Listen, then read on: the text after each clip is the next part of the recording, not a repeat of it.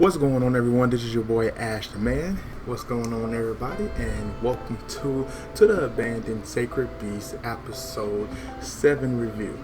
Now, 7 definitely pick up 2 months later after the incidents where Hank went berserk and turned into the King of Beasts due to a crazy act that Klein put down to make sure that he definitely go to his side and losing all his senses, pretty much his humanity, to his werewolf side. Now it picks up where Nancy ended up, being hospitalized for the shot that she received due to Klein. Now, in the terms of that, she wakes up knowing that Hank disappeared, so she went back to her old village. Now, she then reunites with Lizzie, and also she bump into again, which is Clyde, which is Kane's little brother, which he is the leader of the execution squad, Cope de Grace, which is to kill all incarnees. Now, basically, when she arrived at her village, they figure out, well, actually not figure out, but it been reports that there's been attacking to the village, or at least the surrounding area. I kind of find out the dragon, which is Nancy's father, pretty much rose from the dead and still attacking. Now, they didn't go into much details of why he risen up, but they just know that they had to put him down. And so throughout the episode, you got to see some interesting things. But overall, Nancy ended up putting her old father down after like 4 or 5 shots, in which I think he still had traces of his of his humanity, not much, but in his last moment, he reached out to his daughter and was able to kind of like have some type of moment before he passed on officially this time. So yeah, that pretty much sums up the episode. But there's a couple of things that I wanted to talk about, the reason why I kind of like went through that, because it wasn't really much to go on this episode, but there is questions that you have to ask yourself. One, Clyde pretty much was made, the leader of this whole squad despite his young age. It's kind of crazy when you think about it. And then for all those, where the hell is Hank at? Hank has been missing, no sightings whatsoever. And technically, if he's an incarnate and he basically lost his humanity, you would think like he would try to, be raging, because a big part of his whole person is Klein and Elizabeth. What is it, Elizabeth or Elaine? Let me see.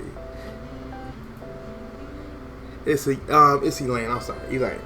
Elaine pretty much was a scientist that he was in love with before his childhood friend Klein pretty much shot her, and to this point she is pronounced dead, but never retrieved the body. So we're just going to say that she's up in smoke. But that's one of the things. Like, where is he at? Why is he's not bringing much attention to himself? So it could be that maybe his incarnate is maybe going to be trying to look for her, or maybe he's just hiding out somewhere due to the things that transpire, or maybe he's trying to find Klein. We don't know. So the main protagonist is at this point is going on a mission. Now, we do want to know that it did point towards that Klein did start his own revolution in the south to attack the north.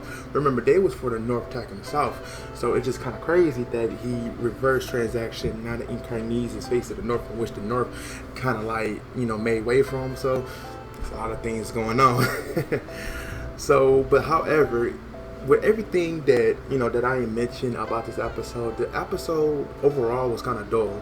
And as much as animes pick up, have a little off weeks pick up, in this sense we just had a whole bunch of tragic happening.